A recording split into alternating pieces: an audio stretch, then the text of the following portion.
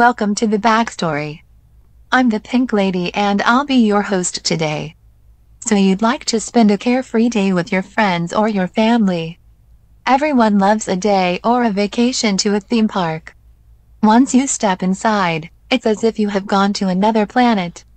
Perhaps it's why you feel as though you are completely safe and nothing can hurt you.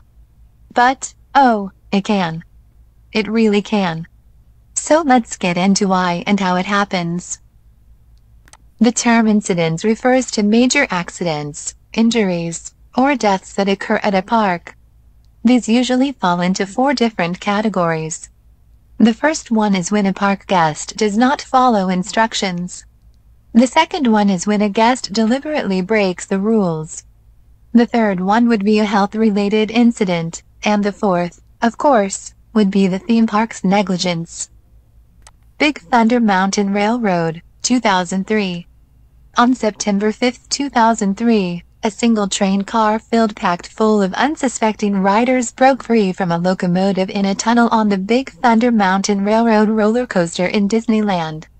After it derailed, a number of people were trapped in the tunnel.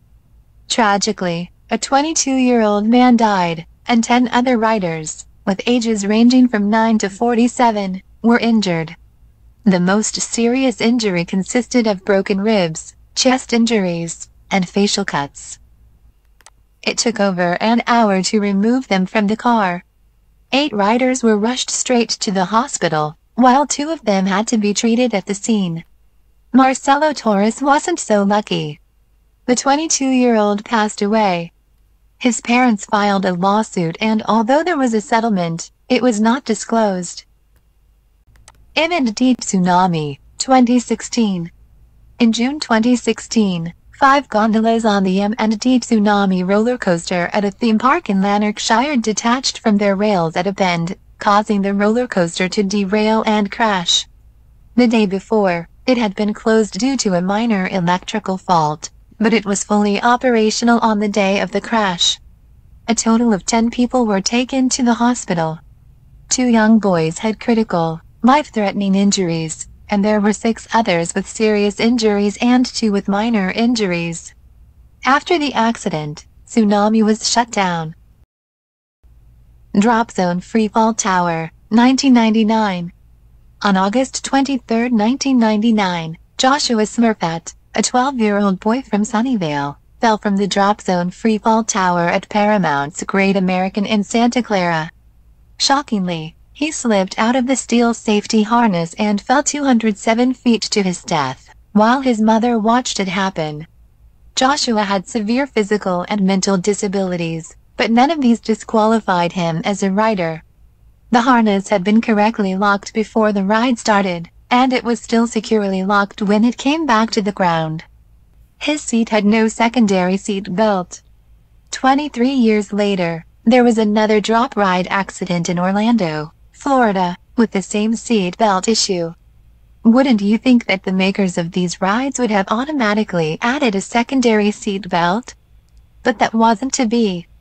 14-year-old Tyree Sampson was visiting Orlando with friends when he fell from the Orlando Freefall ride, slipping underneath the lap belt. He was too large for the ride, but workers let him ride anyway. The Orlando Freefall Tower will be demolished this year. King's Crown Carnival Ride, 2016. An 11-year-old girl from Nebraska named Elizabeth was on a carnival ride called King's Crown in 2016 when things took a turn for the worse. As the ride spun quickly, Elizabeth was tossed from her seat onto the floor.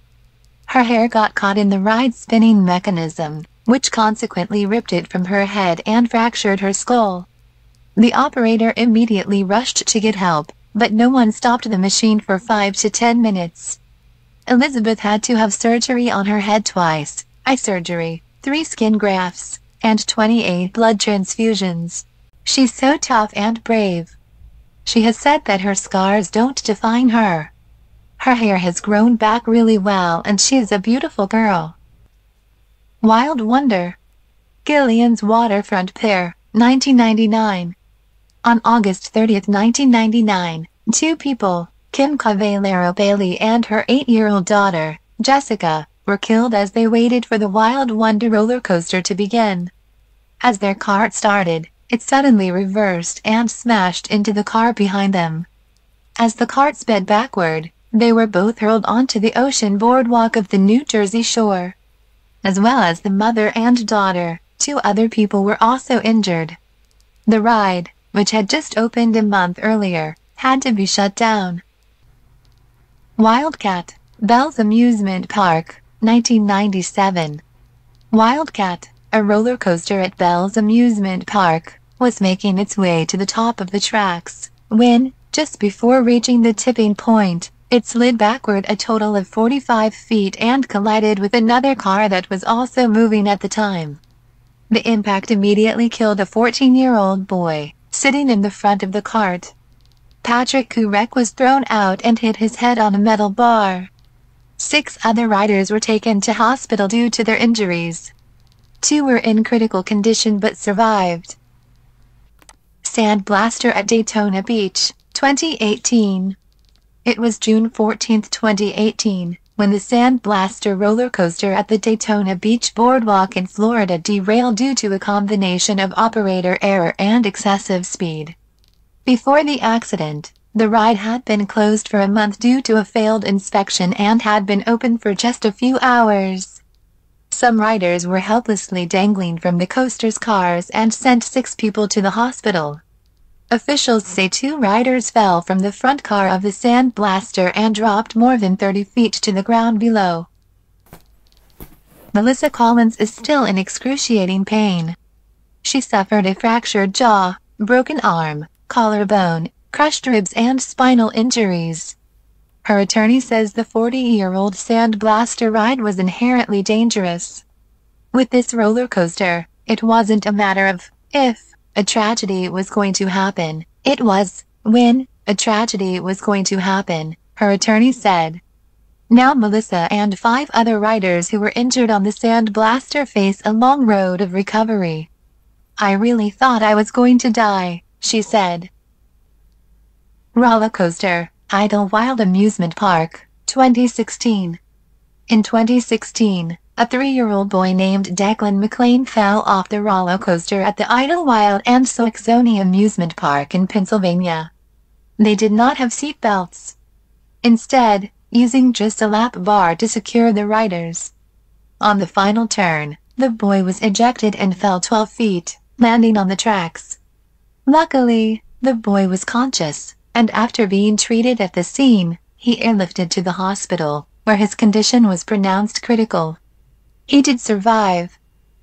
For the ride to be opened again, the amusement park had to jump through hoops. It was required to install seat belts, reevaluate the rider height requirements, obtain written verification from a professional engineer that the coaster is safe, and provide authorities with a detailed description of changes to operator training requirements to reduce the risk of another accident.